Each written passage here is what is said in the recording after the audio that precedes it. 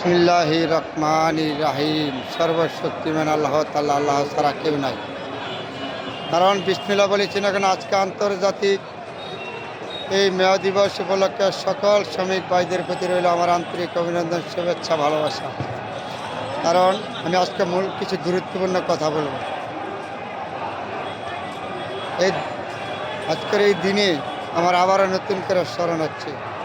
কারণ আমি কোনো দল করি নাই, আমি কোনো রাজনীতি করি নাই, আমি একজন ব্যক্তির ভক্ত। সেই ব্যক্তিকে জানেন, মহান ব্যক্তি, তার নাম হলো শহীদ প্রেসিডেন্ট জিয়াউর রহমান। এই জিয়াউর রহমানের যখন এই দলটা গঠন করেছিল, জাতীয়তাবাদী দলটা, তখন এই জাতীয়তাবাদী আদর্শের মাধ্যমে হর কিসিমের ভালোবাসা ছিল। যেমন ইসলামী মূল্য চেতনা ছিল, শ্রমিকদের অধিকারের ছিল, মেহনতি মানুষের জন্য অধিকার ছিল, ক্ষুদ্র মানুষের জন্য ছিল, নির্যাতনের মানুষের প্রতিবাদ ছিল। শহীদ জিয়ার রাজনীতি ছিল এটা। তাহলে শহীদ জিয়ার রাজনীতি যা হতো, উনি রাজনীতি করে শেষ করতে পারে না, নির্মমভাবে ওনাকে হত্যা করেছে। ষড়যন্ত্রের মাধ্যমে শহীদ জিয়াকে এ দেশ থেকে নির্মমভাবে হত্যা করেছে, হত্যা করে ওকে শেষ করে দিচ্ছে। শেষ করার পরে 1983 সালে বেগম জিয়া কখনো রাজনীতিতে আসে নাই। বেগম জিয়াকে এই দেশের জনগণ রাজনীতিতে আনিছে। বেগম জিয়াকে এই দেশের জনগণ রাজনীতিতে, বেগম জিয়া এসে জিয়ার আদর্শ চূড়ান্তভাবে যখন পালন করা শুরু করছে, দেশ উন্নতির দিকে ঠেলে নিয়েছে, তখন বেগম জিয়ার প্রতি ষড়যন্ত্র আরম্ভ হয়েছে। আজও বেগম জিয়ার ষড়যন্ত্র শেষ হয়নি। খালি বেগম জিয়াকে যে নির্যাতন করেছে, 90-তে এরশাদের স্বৈরাচারের আন্দোলনের সময় বেগম জিয়ার উপরে নির্যাতন করেছে। এই গণতন্ত্র উদ্ধার করার জন্য বেগম জিয়া সেই সময় সংগ্রাম করে দিল। আমি নিজে সেই সময় ক্যামেরাম্যান ছিলাম, কিন্তু বেগম জিয়াকে কিছু করতে পারে না, কিন্তু গণতন্ত্র বেগম জিয়া উদ্ধার করেছে। তারপরে এইভাবে যাচ্ছে, এই বেগম জিয়ার উপরে বারবার নির্যাতন আসছে। দেখেন 11 যেই এই মঈনুদ্দিন ফখরুদ্দিন ষড়যন্ত্রের মাধ্যমে বেগম জিয়াকে এই দেশ থেকে উচ্ছেদ করেছে, জেলখানায় নিয়েছে। বেগম জিয়া বলেছিল, এই দেশের মাটি আমার, এই দেশ আমার, আমি এই দেশ ছেড়ে কখনো যাব না। বারে মঈনুদ্দিন ফখরুদ্দিন তাকে বিদেশের বাড়িতে যাওয়ার জন্য বেগম জিয়াকে বলেছিল। বেগম জিয়াকে কখনো দেশ থেকে সরাইতে পারে নাই। বেগম জিয়া এমন একজন ব্যক্তি, বেগম জিয়াকে এই দেশের জন্ম, এই দেশের জনগণের প্রতি, সে গণতন্ত্রের জন্য বেগম জিয়া সারা জীবন সংগ্রাম করে যাচ্ছে।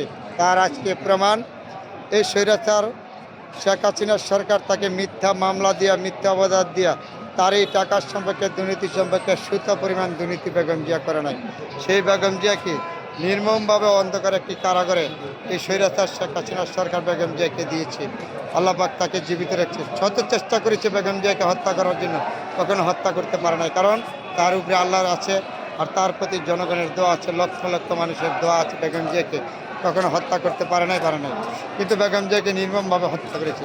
দেখেন, আপনারা সহ্য করতে পারবেন? এই স্বাধীনতার পরের থেকে বেগম জিয়াকে জেলের ভিতরে, তারপরে তার একটা সন্তান নির্মমভাবে হত্যা করেছে স্বৈরাচার শেখ হাসিনা। নির্মমভাবে হত্যা করে তার এই সন্তানটা হত্যা করেছে। তার আরেকটা সন্তান নির্মমভাবে আত্মভাঙ্গিয়া তাকে বিদেশের বাড়িতে পাঠিয়ে দিয়েছে। সেই বেগম জিয়া এই গণতন্ত্রের জন্য বারবার নির্যাতিত, বারবার সংগ্রাম করে যাচ্ছে।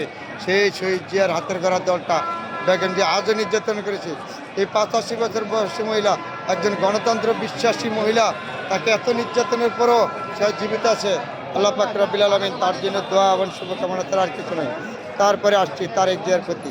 তারেক জিয়া যেমন তার বাবা ছিল গণতন্ত্রের প্রতি বিশ্বাসী, তার মা ছিল গণতন্ত্রের বিশ্বাসী, আজকে হয়তো তারেক জিয়া আবারও প্রমাণ করেছে তার মার আদর্শ, তার বাবার আদর্শ নিয়ে এই দেশটা পরিচালনা করা। তারেক জিয়ার প্রতি আমাদের আন্তরিক অভিনন্দন, শুভেচ্ছা, ভালোবাসা বারবার আছে, থাকবে। এটাই আমার সর্বোচ্চ থেকে বড় কথা। কারণ বিএনপি এমন একটা দল, এই দলটা যত ষড়যন্ত্র করেছে তত উন্নত হয়েছে। এই বিএনপির দলটা কখনো ধ্বংস করতে পারে না, আর বাকি জীবনে ধ্বংস করতে পারবে না। কারণ এই দলটা জিয়া রহমানের হাতের গড়া দল, বিসমিল্লাহির রহমানির রহিম শব্দ দিয়ে গড়া দল। তাহলে এইভাবে নির্যাতন করতে পারবে না। তা আবারও বলেছি, আল্লাহ পাক রব্বুল আলামিন বেগম জিয়াকে সুস্থ করে আমাদের মাঝে ফিরিয়ে এনে দাও। তারেক জিয়া অতি শীঘ্রই সুস্থ থাকুক, ভালো থাকুক। এই দেশের গণতন্ত্রের জন্য 3500 কিলোমিটার দূরে থেকে এই তারেক জিয়া সংগ্রাম করে যাচ্ছে, জনগণের পক্ষে আজও করে যাচ্ছে, আর বাকি জীবনের করবে, এটা আমাদের বিশ্বাস। কিন্তু তারেক জিয়া দেশের জনগণের প্রতি, তার বাবা ছিল জনগণের বিশ্বাস, তার মা ছিল জনগণের প্রতি ভালোবাসা। তাহলে তারেক জিয়ার এই দেশের প্রতি ভালোবাসা আছে, জনগণের প্রতি ভালোবাসা আছে, থাকবে।